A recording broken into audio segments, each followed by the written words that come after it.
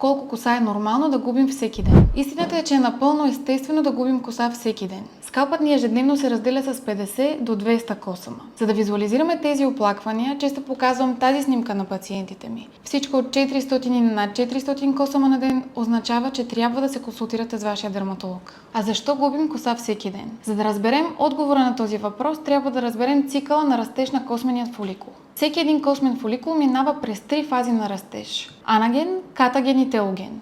Анаген е активната фаза на растеж, която продължава от 2 до 6 години. Катаген е кратък преходен етап, когато косата спира да расте, косъма се свива и се подготвя за третата фаза на покой или телоген. Съществува още една по-малко известна фаза, която се нарича екзоген или фазата на опадане, когато старите косми се освобождават, за да направят място на новите. Причината да имаме хубави, дълги, красиви коси е всъщност продължителността на активната фаза на растеж или анаген само на космите в областта на скалпа.